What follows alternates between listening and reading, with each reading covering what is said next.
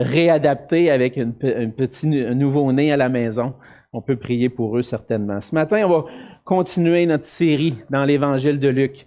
Et ce matin, on peut rendre grâce à Dieu pour l'Évangile de Luc. Puis particulièrement cette semaine, le Seigneur a touché mon cœur à travers le passage de ce matin. Et puis j'aimerais vous inviter à tourner dans Luc au chapitre 11. Luc chapitre 11. Et on va lire ce matin les versets 24 à 36. Luc 11, les versets 24 à 36. La parole de Dieu dit ceci: « Lorsque l'esprit impur est sorti d'un homme, il va dans les lieux arides pour chercher du repos. N'en trouvant point, il dit, « Je retournerai dans ma maison d'où je suis sorti. » Et quand il arrive, il la trouve balayée et ornée. Alors il s'en va et il prend 7 autres esprits, plus méchants que lui. Ils entrent dans la maison, s'y établissent, et la dernière condition de cet homme est pire que la première. Tandis que Jésus parlait ainsi, une femme élevant la voix du milieu de la foule lui dit, « Heureux le sein qui t'a porté, heureuses les mamelles qui t'ont allaité. » Et il répondit, « Heureux plutôt ceux qui écoutent la parole de Dieu et qui la gardent. » Comme le peuple s'amassait en foule, il se mit à dire, « Cette génération est une génération méchante.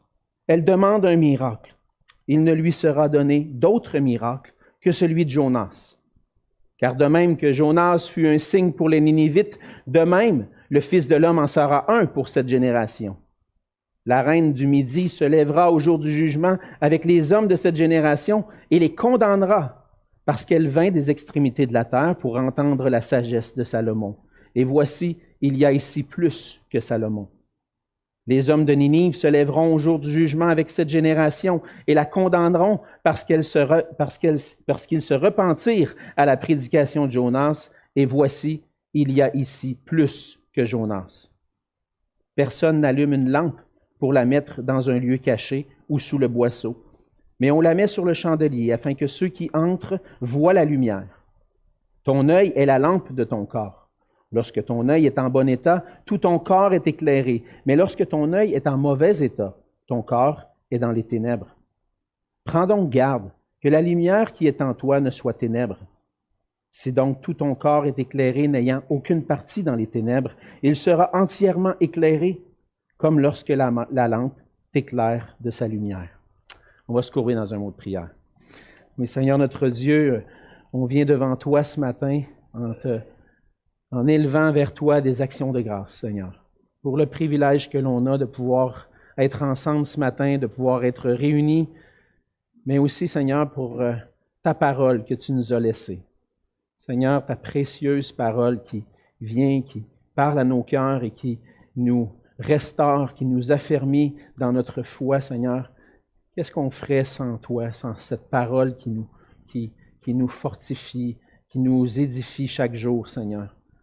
On veut t'en rendre grâce, te dire merci parce que tu l'as placée entre nos mains, Seigneur. On peut la lire, on peut l'étudier et on peut, à travers cela, Seigneur, apprendre à te connaître, toi, le seul vrai Dieu.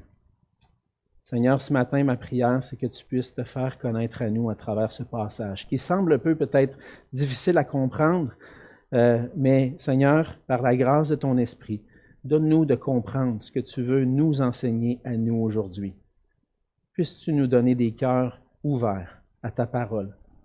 Viens nous fortifier, Seigneur. Viens nous nourrir par ta parole. Rends-nous la vie, Seigneur. Rends-nous la vie spirituelle, afin qu'on puisse te connaître et te voir, toi, comme le roi glorieux qui mérite de recevoir toute l'honneur, l'adoration et les louanges par nos vies. Et c'est dans le nom de Jésus que je te prie. Amen. Amen. Avez-vous passé une bonne semaine? Oui, une bonne semaine, bien remplie, occupée. Hein? On a des semaines de plus en plus remplies, occupées. On est souvent très occupés. Et puis, je regarde des fois le temps, puis je regarde, mon ami, le temps passe vite. On est occupé à toutes sortes de choses, puis on regarde en arrière, on est déjà rendu à l'Action de grâce en 2021. Il me semble qu'on était à Noël il n'y a pas longtemps, puis là, déjà on approche Noël, on se prépare à célébrer Noël. On est déjà le 3/4 de l'année qui est passée. Ça va tellement vite, le temps passe vite. La vie passe tellement vite qu'il faut parfois s'arrêter. On est occupé, il y a toutes sortes de choses qui se passent, puis là, la vie va à toute allure, puis à un moment donné, on se dit, là, c'est le temps de m'arrêter. Il faut que je m'arrête, il faut que je prenne le temps de m'arrêter, regarder en arrière, qu'est-ce qui s'est passé, méditer sur ma vie, comment va ma relation avec Dieu. On doit prendre le temps de considérer le temps puis les choses qui sont derrière nous pour qu'on puisse s'appliquer à être un peu plus sage peut-être dans le futur. C'est ce que la parole de Dieu nous dit dans le psaume 90, verset 12. La parole dit « Enseigne-nous », c'est une prière de Moïse, « Enseigne-nous à bien compter nos jours, afin que nous appliquions nos cœurs à la sagesse. » Des fois, on a besoin de s'arrêter. Compter nos jours. Et regarder, est-ce qu'on applique nos cœurs à la sagesse? Est-ce que je suis en train de grandir en sagesse? Chaque dimanche matin, c'est le premier matin de la semaine. Il y en a qui pensent que la semaine commence le lundi. Moi, je crois que la semaine commence le dimanche. Le dimanche, c'est le premier jour de la semaine.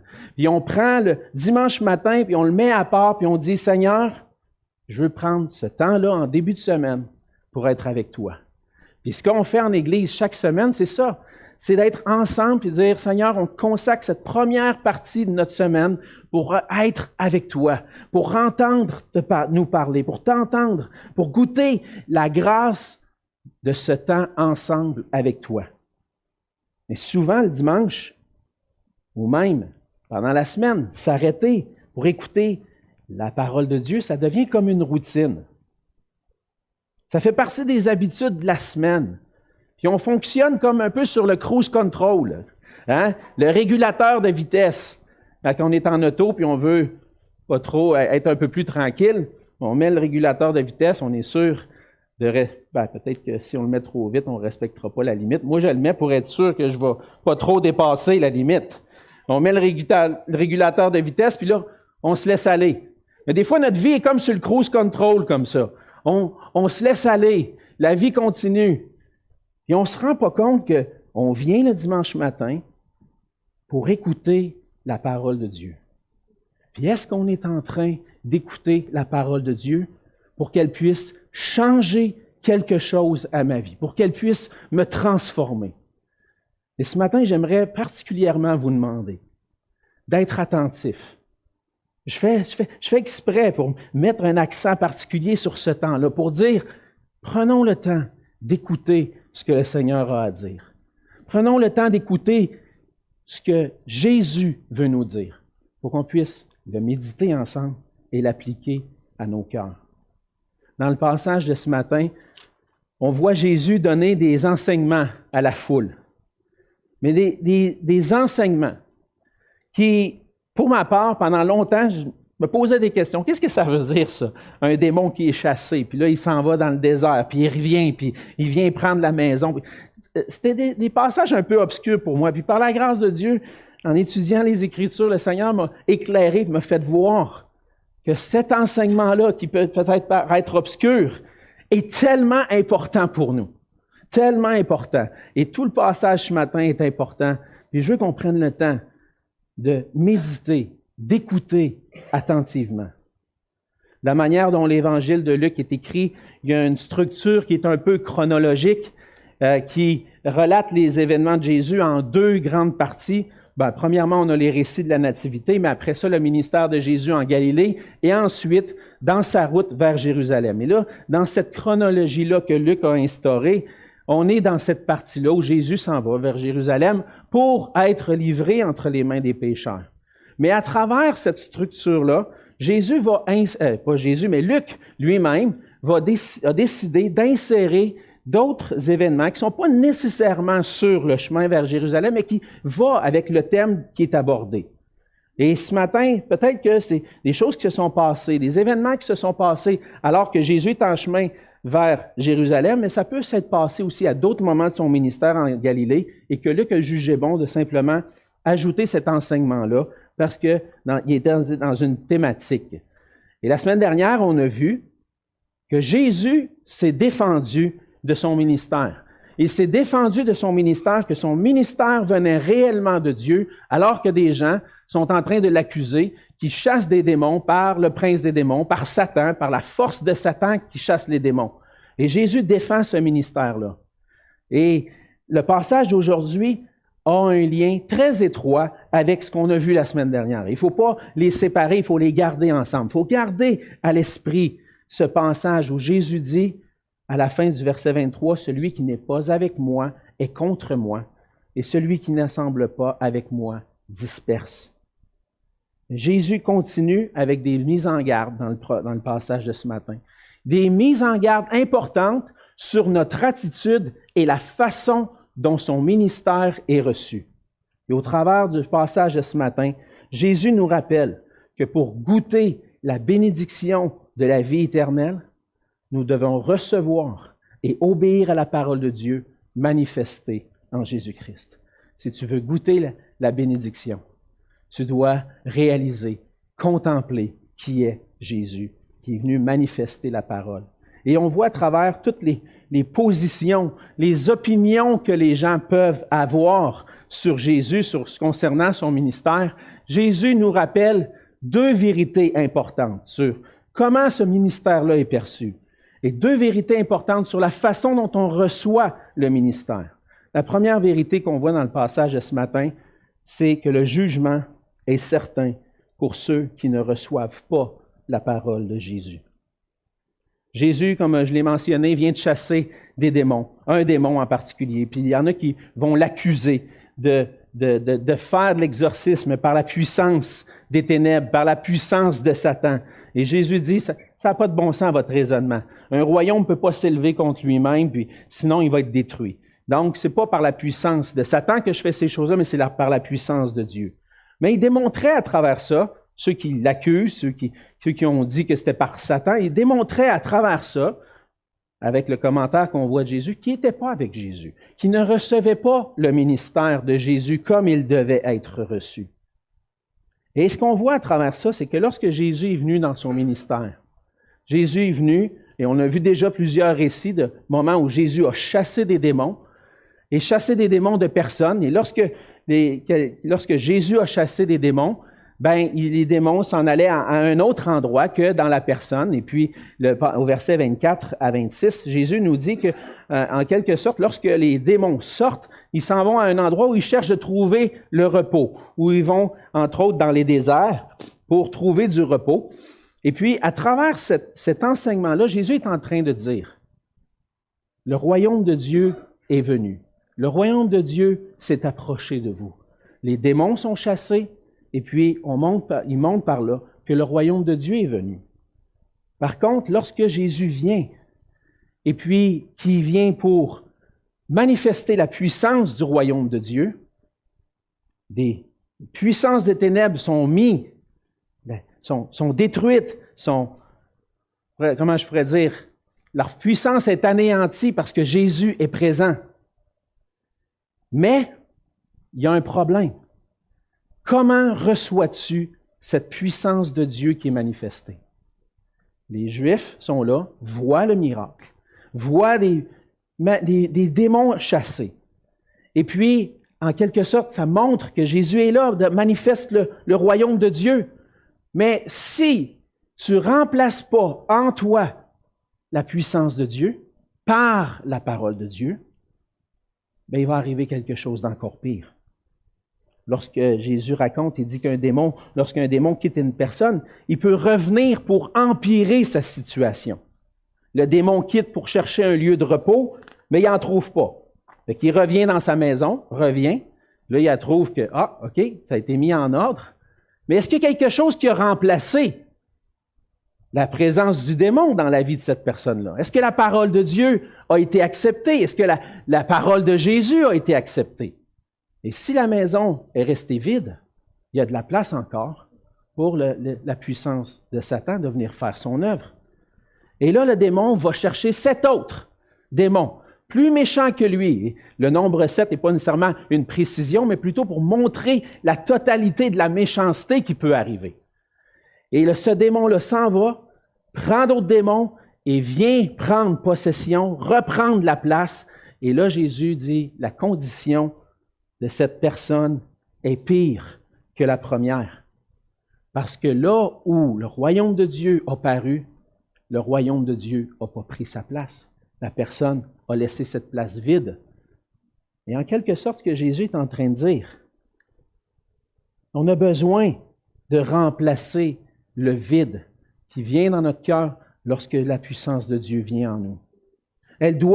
Ce vide-là doit être remplacé par la parole de Dieu. Sinon, la condition va être pire. Et cet enseignement-là renforce l'idée que si tu n'es pas avec Jésus, tu es contre lui. La neutralité n'existe pas. Si tu demeures neutre par rapport à Jésus, tu dis « Ah, ben moi, Jésus, hein? » La condition peut devenir pire. Il n'y a pas de neutralité. Tu es avec Jésus ou tu es contre lui. Et lorsque tu restes neutre, ben, tu es contre lui. Tu n'as pas remplacé dans ta vie la puissance des ténèbres par la puissance de Dieu. La génération de Jésus n'a pas reçu la parole de Dieu manifestée en Jésus. Et c'est ce que Jésus va dire. On va passer par-dessus le petit événement de la femme qui élève la voix, on va y revenir. Mais parce que c'est comme si la manière que Luc a structuré son épître, ces passages-là s'entrecoupent. On voit les versets 24 à 26, un jugement qui est prononcé, 27 à 28, une bénédiction qui est prononcée, et dans 29 à 32, une autre malédiction, un autre jugement prononcé, et puis 33 à 36, c'est « Que dois-tu faire si tu veux goûter la bénédiction? » Et on va aller un peu plus loin parce que là, on est dans le point sur le jugement. Et Jésus est en train va dire au verset 29 que cette génération-là, sa génération à lui, c'est une génération qui est méchante. Elle demande un signe de la part de Dieu. Et c'est ce qu'on a vu un peu plus tôt, justement, lorsque les gens ont dit que Jésus chasse les démons par Belzébul. Ils demandaient un signe venant du ciel. Il dit, cette génération-là est méchante parce qu'elle demande un miracle. Elle demande un signe qui vient du ciel. Elle ne reconnaît pas encore que je suis Dieu. Je suis le Fils de Dieu. Je suis la parole de Dieu. Elle n'a pas encore compris à travers tous les miracles qu'elle a vus qui je suis. Puis ça te prend un signe qui vient du ciel. Cette génération-là est méchante. Elle ne reçoit pas la parole de Dieu. Jésus dit, je vais leur en donner un signe. Le signe, on va aller voir dans l'Ancien Testament. C'est le signe du prophète Jonas. Jésus ne va pas donner d'autres miracles que celui de Jonas. Alors, il va faire une comparaison entre son ministère à lui puis le ministère du prophète Jonas. La parole du prophète Jonas, que nous dit au verset 30, Jésus au verset 30, il dit « De même que Jonas fut un signe pour les Ninivites, de même le Fils de l'homme en sera un pour cette génération. » Donc, il compare son ministère à celui de Jonas. Qu'est-ce que Jonas a fait? Ben, Dieu l'appelle pour aller annoncer la parole à Ninive. Ninive qui est la capitale de la Syrie, un peuple étranger, un peuple qui a amené en déportation le royaume du Nord, qui a fait du mal au peuple de Dieu, qui a fait du mal à Israël. Puis Dieu demande à Jonas d'aller prêcher la repentance à Ninive. Puis Jonas, sa réaction, c'est quoi? Hey, ils sont méchants, eux autres, ils vont pas entendre l'Évangile, c'est pas vrai, ils vont pas entendre l'Évangile, eux autres. Ils méritent pas d'avoir la grâce de Dieu, eux autres. Et là, Jonas va fuir. Il va fuir, puis il va terminer au milieu de l'océan et dans le ventre d'un poisson. Et quel est le signe à travers ça? Dans l'Évangile de Matthieu, on voit que Matthieu va raconter que Jésus dit, comme Jonas a été 3 jours et 3 nuits dans le ventre du poisson, de la même manière, le Fils de l'homme va être 3 jours et 3 nuits dans le sein de la terre avant de ressusciter. Mais ce qu'on voit particulièrement dans Luc, c'est que la parole du prophète est un signe. Dieu a sauvé un prophète d'une mort certaine en allant le prendre dans un poisson. Il a fait la grâce de sauver sa vie. Et puis après ça, il dit, là, une fois que le prophète est humilié, il dit, OK, c'est bon, je vais y aller. Je vais aller prêcher la repentance. Et Dieu, comme Dieu a fait grâce à Jonas pour qu'il puisse proclamer la repentance, Dieu fait grâce en Jésus-Christ pour proclamer la repentance et le pardon des péchés à la génération de Jésus. Et puis, la même chose, la parole de Salomon, le roi Salomon, le plus grand des rois d'Israël, avec toute la sagesse qu'il possédait, La reine du Midi, la reine de Séba, qu'on lit dans 1 Roi au chapitre 10, vient d'une contrée étrangère pour venir entendre la sagesse de Salomon. Puis elle est émerveillée par la sagesse de Salomon, puis elle dit, vraiment, ce roi-là vient de Dieu. Vraiment, ce roi-là vient de Dieu. Et les Ninivites, de la même façon, ont reconnu qu'ils étaient des pécheurs, se sont repentis à la voix du prophète. Et des étrangers qui ne sont pas du peuple d'Israël entendent la parole et puis croient. Combien cette génération-là est méchante, dit Jésus, parce qu'ils voient le Fils de Dieu. Il y a le Fils de Dieu devant eux, le Fils de l'homme qui apporte une parole encore plus grande que le prophète Jonas, une sagesse encore plus grande que Salomon, puis ils ne croient pas. Ils sont perdus, sont condamnés. Puis les Nénévites vont se lever, et la reine de Séba, des étrangers, vont se lever au jour du jugement, puis ils vont juger cette génération-là parce qu'ils n'ont pas cru au Fils de Dieu. Le peuple ne reçoit pas la parole de Dieu qui est manifestée en Jésus. Et c'est pour ça que Jésus annonce, le jugement sera sévère pour ceux qui ne reçoivent pas sa parole. Il y a de graves conséquences à ne pas recevoir la parole de Jésus comme la parole de Dieu. Le jugement va être certain. Mais Jésus ne prononce pas juste des jugements. Il apporte aussi la grâce, la bénédiction. Puis on voit à travers les versets 27 et 28, et puis aussi à travers le récit de Jonas et la reine de Séba, que Dieu apporte la grâce. Une femme, pendant que Jésus est en train d'enseigner, une femme au milieu de la foule va dire « Heureux le sein qui t'a porté, heureuses les mamelles qui t'ont allaité. » Et puis c'est comme si, peut-être, je ne sais pas, cette femme-là entend l'enseignement de Jésus, est émerveillée par ce qu'elle entend. Et puis peut-être qu'il y avait une certaine tension lorsque Jésus est en train d'enseigner avec des jugements comme ça. Et puis elle a dit, béni soit ta mère. Et lorsqu'on voit dans un sens la bénédiction qui est prononcée, c'était aussi une bénédiction sur Jésus lui-même. Si ta mère est bénie, c'est parce que toi tu es quelqu'un de spécial. Puis c'était pas mal, c'était pas une bénédiction qui était fausse. Élisabeth, vous vous souvenez, lorsque Marie va la visiter, va prononcer une bénédiction sur Marie. On a vu dans Luc 1, au verset 42, que Élisabeth a dit à Marie, « Tu es bénie entre les femmes, et le fruit de ton sein est béni. » Ce n'était pas une fausse bénédiction, c'était bon. Mais ce que Jésus va faire, c'est qu'il va en profiter pour déclarer une bénédiction encore plus grande que ça. Il dit, « Heureux ceux qui écoutent la parole de Dieu, et qui la gardent. Heureux ceux qui écoutent et qui la gardent. » Différemment de ce que les Juifs sont en train de faire, de ne pas recevoir la parole ou d'être indifférent à la parole de Jésus. Jésus prononce une bénédiction sur ceux qui reçoivent sa parole et qui la gardent. Ce court passage de 2 versets, les versets 27 et 28, doit être interprété en tenant compte du contexte. Puis la parole de Dieu, la parole que Jésus apporte, c'est cette parole-là qui doit remplir le cœur. C'est cette parole-là qui, lorsque les ténèbres sont chassées, qui doit prendre place dans le cœur. Parce qu'on est en train d'entendre quelqu'un de plus grand que Jonas, quelqu'un de plus grand que Salomon.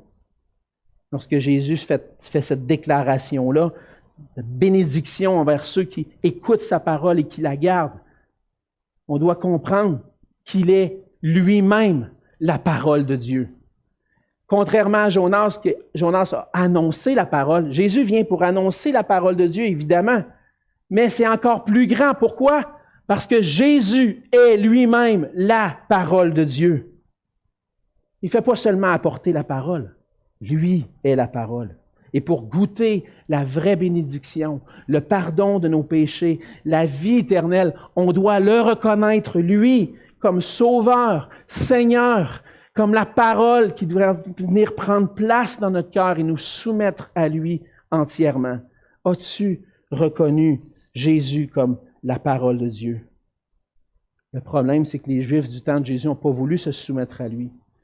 Et Jésus va annoncer que des non-Juifs vont être sauvés. On voit que les Nénévites, au jour du jugement, dans le futur, dans ce qui va arriver, les Nénévites vont être là. Eux autres ont reçu la parole de Dieu. La reine de Séba, la même chose. Elle a reçu la parole qui leur était annoncée. Mais de la même façon, aujourd'hui, la parole de Dieu est annoncée dans toutes les nations. Luc va dire au chapitre 24, verset 47, que la repentance et le pardon des péchés seront prêchés en son nom, au nom de Jésus, à toutes les nations, en commençant par Jérusalem. Et un peu plus loin, au début du livre des Actes, un passage qu'on connaît bien, les disciples de Jésus, Jésus les déclare comme des témoins qui vont être des témoins à Jérusalem, dans toute la Judée, dans la Samarie et jusqu'aux extrémités de la terre. Et ce qu'on voit à travers ça, c'est que cette parole de Jésus est rendue accessible pour nous maintenant et qu'on a une décision à prendre. Il y a un jugement qui est apporté sur Israël. Et le jugement d'Israël va entraîner le salut des nations. Dans Ésaïe, au chapitre 6, les versets 8 à 10, Ésaïe a vu la gloire de Dieu, a vu la gloire du Seigneur, s'est prosterné devant lui, et puis il entend la parole de Dieu qui dit « J'entends la voix du Seigneur qui disant « Qui enverrai-je et qui marchera pour nous ?» Je répondis « Me voici, envoie-moi. » Il dit alors « Va et dis à ce peuple, vous entendrez et vous ne comprendrez point.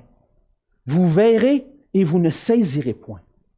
Rends insensible le cœur de ce peuple. Endurcis ses oreilles. Bouche-lui les yeux pour qu'il ne voie pas de ses yeux, n'entende point de ses oreilles, ne comprenne point de son cœur, ne se convertisse point et ne soit point guéri. » C'est un jugement sur Israël. Ils ont rejeté la parole de Dieu. Ils ont rejeté la parole de Jésus. Et là, Jésus dit, ils vont avoir un cœur endurci, un cœur insensible. Ils vont plus voir, ils n'entendront plus.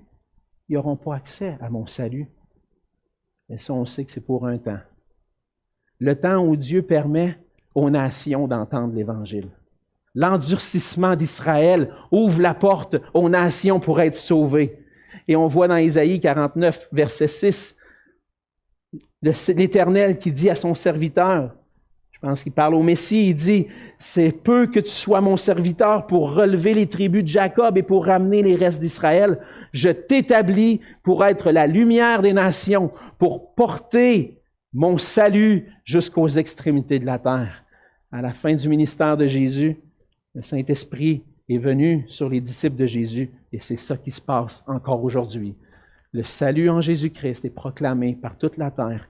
Et vous êtes ici ce matin et vous entendez les paroles de Jésus. Maintenant, la parole de Dieu est annoncée. Notre mission, c'est de la faire connaître parce que la vraie bénédiction, le vrai bonheur, la vraie joie qui dure éternellement se trouve en Jésus seul. Il est la parole de Dieu qui est venue accomplir et qui a apporté le royaume de Dieu. Et nous avons en Jésus-Christ accès à la grâce de Dieu pour nous. Jésus est venu annoncer le salut. Il est venu nous rappeler qu'on était des pécheurs, que notre cœur est un peu comme les cœurs de cette génération-là qui n'ont pas reçu Jésus, que naturellement notre cœur veut rien savoir de Dieu, veut rien savoir de Jésus, ou peut-être dire Dieu, oh ouais, je crois à Dieu, puis je m'arrangerai avec lui à la fin, ou Dieu est bon pour moi. Puis... Mais est-ce qu'il remplit ton cœur? Et on doit constater que naturellement, ce n'est pas l'état de notre cœur de recevoir la parole de Jésus. Mais il vient vers nous pour qu'on puisse le connaître, puis qu'on puisse connaître la réconciliation. Jésus a accompli notre salut. Il n'est pas resté là à enseigner, mais il est allé jusqu'à la croix, aller mourir la pire mort qui existait.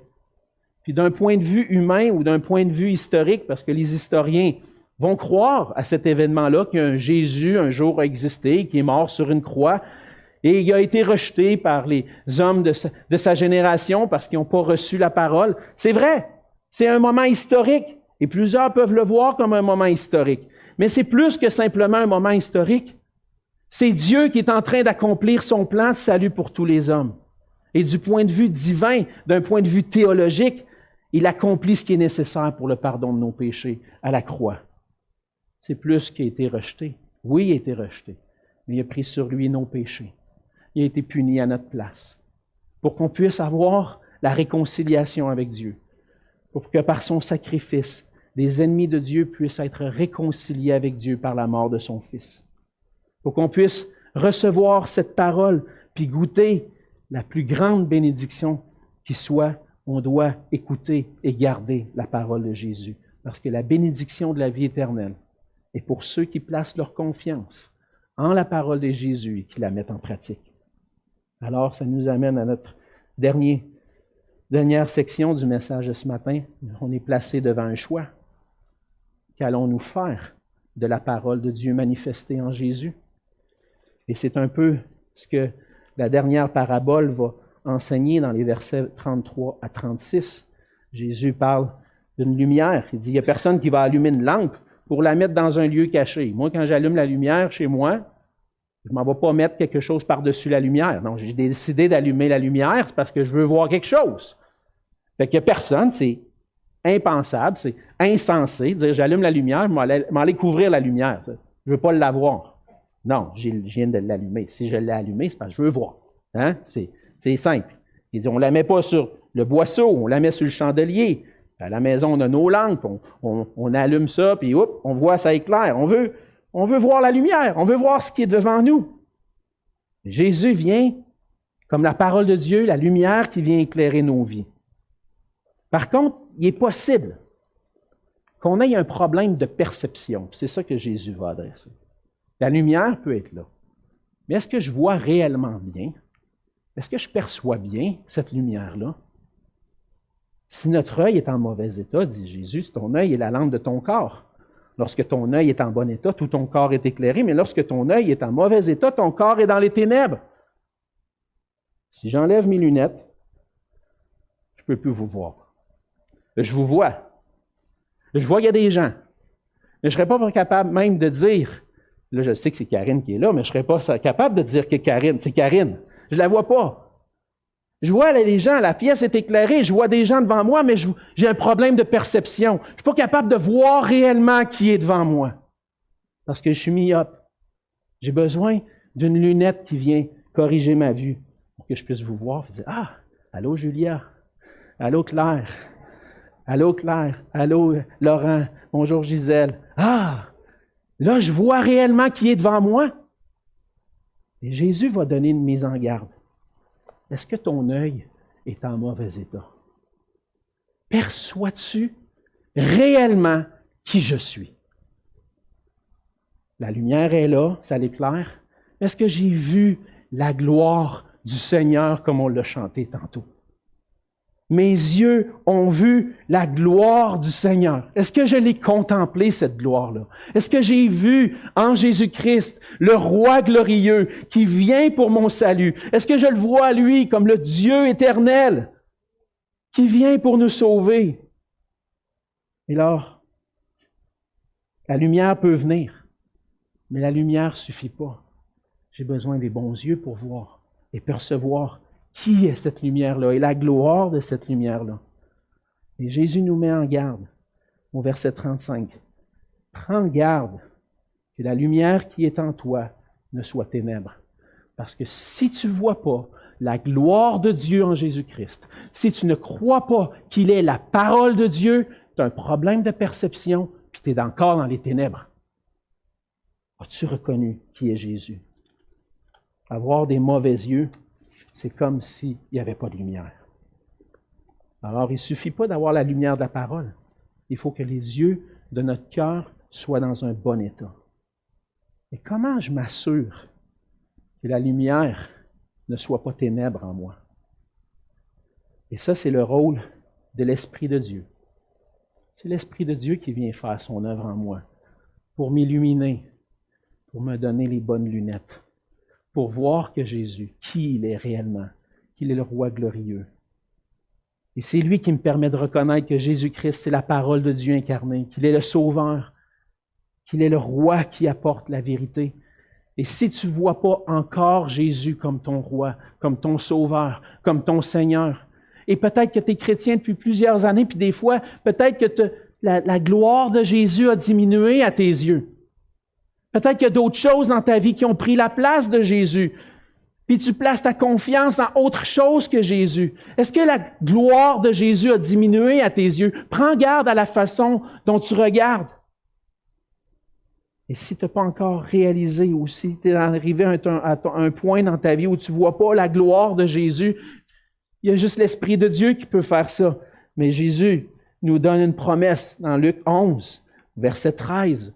Si donc, méchants comme vous l'êtes, vous savez donner de bonnes choses à vos enfants, à combien plus forte raison le Père céleste donnera-t-il le Saint-Esprit à ceux qui le lui demandent? Seigneur, par ton Esprit, aide-moi à te voir comme tu es réellement.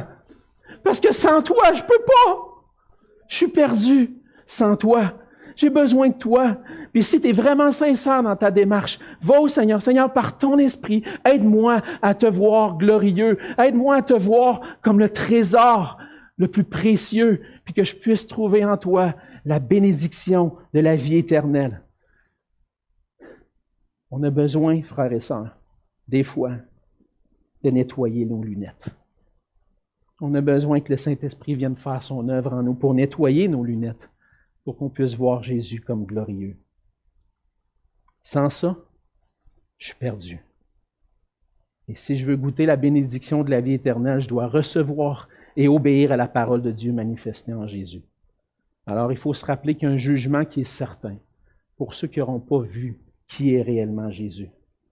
Mais la bénédiction est pour ceux qui voient en lui la parole, qui la reçoivent et qui lui obéissent. On a tous un choix à faire. L'un mène au jugement, l'autre mène à la vie. Prends garde à la lumière qui est en toi, ne soit ténèbres. Ça m'amène à examiner constamment mon cœur. Seigneur, quand je vois ta gloire diminuer, quand je commence à avoir des doutes que tu es réellement présent dans ma vie, quand je commence à avoir des doutes sur le fait que tu m'as vraiment aimé, quand j'ai des doutes sur ton amour pour moi, est-ce que Dieu est vraiment bon pour moi? Je trouve que les épreuves, les circonstances sont difficiles. Seigneur, es-tu là? J'ai besoin de revenir et de dire, Seigneur, aide-moi à te voir malgré les épreuves, malgré les circonstances, comme le roi glorieux. Et on doit prendre le temps qu'il faut pour s'arrêter. Méditer sur la gloire de Jésus révélée dans la parole. Notre vie va à toute vitesse. On doit s'arrêter. Puis examiner nos cœurs pour que la lumière qui est en nous ne soit pas ténèbres. Alors, ma prière, c'est que le Seigneur puisse nous donner, à chacun de nous, de voir la grâce qui est en lui, que je puisse avoir des yeux qui me permettent de recevoir et d'obéir à la parole. Et ça, pour notre plus grande joie. On va se courber ensemble. Seigneur notre Dieu, merci pour ta parole. Seigneur, je vois à travers ce texte combien c'est important de s'arrêter, de prendre le temps de méditer sur qui tu es, sur ta parole, sur ce que tu es venu accomplir pour nous. Seigneur Jésus, merci pour ta grâce envers nous.